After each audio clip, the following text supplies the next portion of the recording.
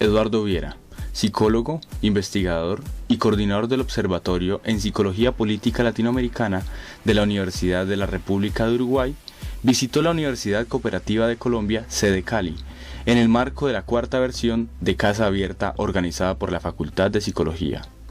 En entrevista nos contó su percepción sobre algunos temas de la psicología latinoamericana. Cuéntenos sobre su visita en la Universidad Cooperativa de Colombia y su trayectoria profesional. Con un gran agradecimiento, porque mi conferencia terminó a las 9 de la noche. Y uno dice, a las 8 van a empezar a salir corriendo. Y no salieron. Y estuvieron ahí muy entusiastas, con el miedo que siempre existe en eso de participar y hablar en público, ¿no? Yo sí, en los tiempos de estudiante, yo no hubiera hablado jamás, aunque me interesara mucho no hablaba. Pero cuando terminó la conferencia fue muchos estudiantes que se arrimaron a conversar, a hacer preguntas muy inteligentes, con muchos intereses, con mucha búsqueda. Y yo creo que en general los jóvenes tienen muchos intereses y búsquedas, que hay que saber promocionarlos. Y por suerte existe, yo te comentaba hoy esto del colectivo Pluma, con el cual incluso al otro día estuve reunido con ellos y que incluso por suerte logramos afianzar mucho más vínculos entre el colectivo Uruguay y el colectivo Pluma. Ya están preparando algunas cositas como videos y subir información conjunta, trataremos de generar intercambios. Y te aseguro, o sea, uno lo que va viendo ahí en todo esto es mucho interés por construir una psicología propia, una psicología latinoamericana. No, que no significa descartar el saber del norte más allá, ¿no? Sino sí de valorar nuestros saberes. Lo que hablábamos un poco también en la conferencia fue cómo nos cuesta a veces a los latinoamericanos valorar lo que hacemos nosotros. Entonces lo hice en la misma conferencia, lo hago en mis clases. Yo le pregunto a los estudiantes si conocen a Freud y todo el mundo dice, claro. Si conocen a Foucault y todo el mundo los conoce. Ahora, si conocen a Martín Pérez, un autor colombiano, no. Pero preguntando del propio país, entonces uno dice, ¿qué nos pasa a nosotros? ¿Por qué no podemos saber de nuestras propios pensares, haceres, sentir? Entonces, bueno, romper un poquito también ese esquema, ¿no? Y también te diría romper el esquema de el dueño del saber y el que no sabe nada. Como que todos tenemos saberes y poder compartirlos, ¿no? Entonces ahí también romper la lógica del alumno, que una procedencia de término es el no iluminado. Entonces, si el no iluminado es el alumno, el iluminado somos nosotros dioses docentes, o es el libro. Entonces, finalmente, ¿qué le queda al no iluminado? Reproducir lo que dice el iluminado. Y no, entonces nada cambia, nada se transforma. Todo sería repetir lo que dijo el otro. Y yo pongo siempre un ejemplo de hereje, que lo voy a poner acá porque como es un medio de comunicación, así se amplía. El ejemplo de hereje es Freud, que en la psicología se puso como un gran referente, y es un gran referente, y mis respetos al señor Freud barbudo, pero Freud escribió en Viena, y hace un siglo, más de un siglo. Es lo mismo la persona o la patología que él describía en ese país, en ese tiempo histórico, y con las personas que él trabajaba, que la señora gorda de Cali, y le pongo gorda porque además siempre ponemos como una imagen de lo que es la mujer perfecta. La mujer perfecta ahora es de cierta forma, y la que no es de cierta forma, excluida, ¿no? Y vos como mujer te debe pasar que si vas a comprar ropa, si no son ciertas medidas, ya otras medidas está difícil de conseguir. Entonces, ¿es lo mismo esa señora de Viena, de clase media o media alta, burguesa, de otro siglo, que esa señora caleña? Y a veces nosotros tratamos de forzar la teoría que viene de otros lados y de otra época a las nuestras. Y ahí estamos complicados. Entonces, yo tomo muchas cosas que decía Galeano, porque yo creo que era un gran sabio, es porque esa gente no se muere. Y yo creo que en realidad tenemos mucho para producir en nuestro continente si nos conectamos con el corazón y si nos conectamos con nuestra sabiduría que es la actual y es la que viene de aquellos tiempos donde nos colonizaron Y el tema es dejar de estar colonizados. Yo digo, soy uruguayo, pero básicamente soy latinoamericano. Y creo que cada vez más tenemos que pelear todos y todas por sentirnos eso, que somos latinoamericanos, que tenemos diferencias y que incluso yo decía en la conferencia, si no me entendieron mucho, me piden que traduzca. Hay términos que usamos nosotros que ustedes no. Y hay veces que alguna palabra que yo puedo usar para acá puede ser lo que le llaman mala palabra, ¿no? Y ya que estamos, otro cuestionamiento. Cuando decimos mala palabra, algunas cosas ya sabemos lo que referimos a malas palabras, ¿no? Entonces, sin embargo, cuando vemos un informativo que dice guerra, miseria, asesinato, violación, dominación, todo eso no son malas palabras. Nadie se asombra de eso. En cambio, si uno dice, no la voy a decir porque está la censura, ¿no? Pero bien, todo eso yo lo puedo decir, y no hay problema. Esas son malas palabras. Las otras no. Pero bueno, todo esto iba también a decir sentirse profundamente latinoamericano. Yo creo que hace bastantes años soy psicólogo, pero tal vez lo importante es un poco incluso lo que me trae acá, la historia reciente, que no es tan reciente, que ya tiene bastantes años, y yo trabajo en una línea específica que es la psicología política latinoamericana, que al menos desde mi enfoque y desde el enfoque de unos cuantos compañeros del continente, tiene que ver con la psicología de la liberación. Psicología que fue planteada por un psicólogo social que yo digo siempre, español de nacimiento, salvadoreño por elección, que se llamaba Ignacio Martín Baró. Y digo se llamaba porque en realidad fue un psicólogo que fue asesinado en El Salvador en el tiempo de la guerra civil de El Salvador. Fue asesinado por el ejército salvadoreño. Tal vez, entre otras cosas, por pensar demasiado y por tratar de hacer para la mayoría, ¿no? Hacía un tipo de psicología que decía, no podemos pensar en la cura individual, ¿no? En la cura entre comillas, sino es desde lo social y lo colectivo. No podemos pensar que haya salud mental si hay personas que viven en unas condiciones indignas. Entonces, desde esa psicología es de la que de alguna manera es mi práctica, que es una práctica no singular, sino una práctica colectiva. Por eso, anterior a ahora esta filmación hablábamos un poco de esto. O sea, yo trabajo en Uruguay con un colectivo, pero a la vez también soy coordinador de un grupo de la Unidad Latinoamericana de Entidades de Psicología, que es una agrupación del continente en donde desde distintos países venimos trabajando en esta lógica de pensar una psicología política latinoamericana. Y aclaro, cuando digo política no es política partidaria, no es política en el sentido de ideología de derechas o de izquierdas, es política en el amplio sentido de que todos los seres humanos somos políticos.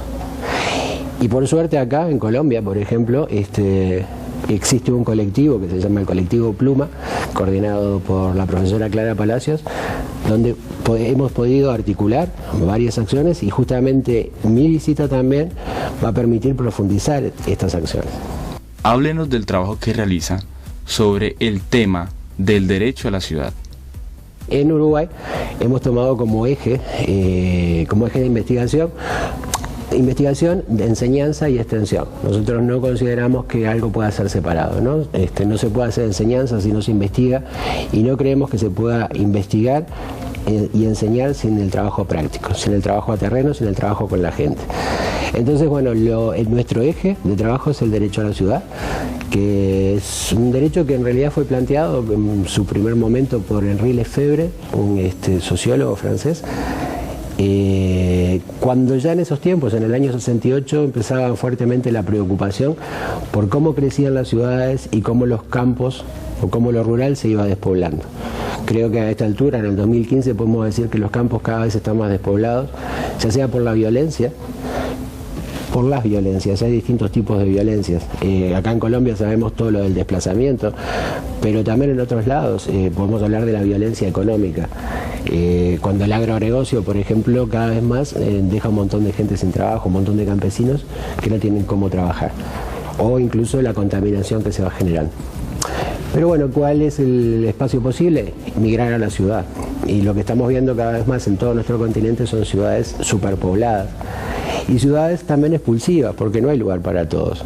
y donde lo que vamos viendo es que cada vez crece más el cinturón periférico de la ciudad, ¿no? El cinturón de los pobres, de los excluidos, de los marginados, de los que no tienen lugar. Y lo que hablábamos un poco es, bueno, esa ciudad es una ciudad fragmentada, es una ciudad segmentada, fragmentada territorialmente, ¿no? Entonces yo te comentaba hoy el tema de cómo hay territorios diversos, territorios de estratos, hablábamos acá, ¿no? Los distintos estratos y cómo hay fragmentos de sociedad distintos que muchas veces no se pueden comunicar entre sí. Y la segmentación en el sentido también de lo social, los pobres de un lado, las clases medias de otro, los ricos en otro lado, y a veces teniendo miedo entre sí, ¿no? Entonces cada uno atrincherándose en su lugar y no permitiendo demasiado la llegada hacia otros lugares. Creo que incluso en nuestro continente se ve más, cada vez más, el tema del derecho de admisión, y de acuerdo a cómo uno, el aspecto que tenga, es que puede entrar a algún lugar o no. Una vez estaba en Córdoba y durante un tiempo, Córdoba, Argentina, no soy argentino, claro, durante un tiempo habían generado casi un decreto de porte de cara, se llamaba, ¿no? De acuerdo a la imagen que uno tenía, era si podía ser o no asistir a algunos lugares, o incluso podía ser que la policía lo detuviera por la imagen, ¿no? Entonces, bueno, eso es un poco complicado. Y lo que hablábamos es, bueno, cómo la psicología tiene bastante para hacer acá, en tanto esa lógica genera también la política del desvínculo, la política del miedo a vincularse con el otro, la política de la desconfianza, la política de el vaciamiento de lo colectivo. Cada vez más, y lo hablábamos un poco, existe el retraimiento en lo singular y en lo individual, ¿no? Incluso nos vinculamos mucho más por la red virtual que por el cara a cara. En la conferencia que fue el martes, que hablamos un poco de todo esto, de la psicología política latinoamericana, yo comentaba que incluso en mi país, en un momento, cuando recién se inician las campañas de prevención contra el SIDA, una publicidad decía, se dirigía a cualquiera, un hombre o una mujer, ¿verdad? Pero le decía, bueno, cuidado, cuando estés con aquella, suponte que es un hombre, aquella pudo estar con aquel, que aquel pudo estar con aquella otra, y aquella otra pudo estar con aquella.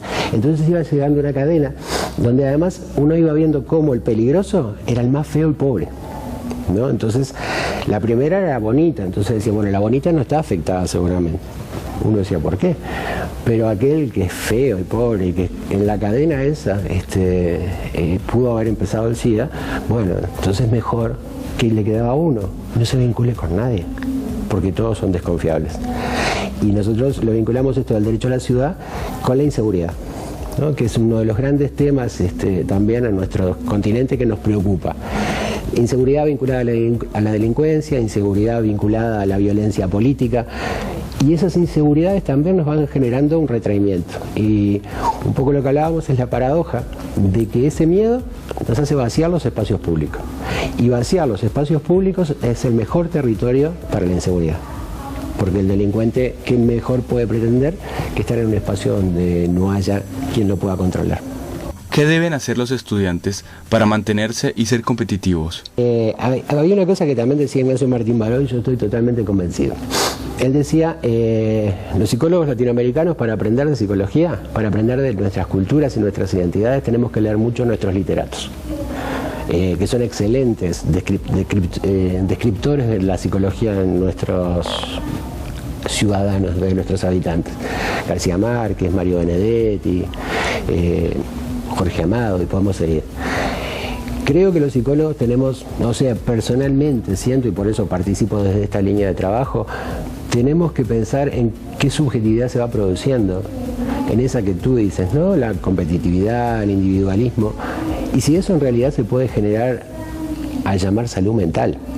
Si podemos decir, un sujeto que lo que aspira es a poder competir con el otro, a cada vez más estar aislado, es sano. Un sujeto que de alguna manera incluso, suponte que no está en el tema de la competitividad, pero sí está en estas lógicas de la sociedad de consumo, en el espacio donde no puede consumir demasiado. Ese lugar, ¿por qué lo tiene? ¿Y por qué el otro tiene un lugar tan en el otro extremo? La desigualdad. Nosotros vivimos en el continente más desigual del mundo.